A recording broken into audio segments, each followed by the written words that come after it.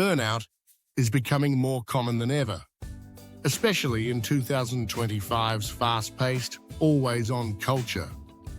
But recovery is possible, and real people are finding their way back to balance. Set clear boundaries. One tech worker shared how she stopped answering work emails after 7 p.m. Within a week, her sleep and mood improved. Know when to log off. Your mind needs downtime. Micro breaks matter.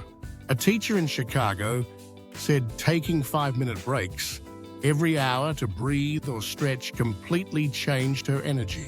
You don't need a vacation, just small daily resets. Rediscover joyful activities. One burnout survivor reignited her creativity by painting again. Do something unrelated to work that brings you joy, even for 10 minutes a day.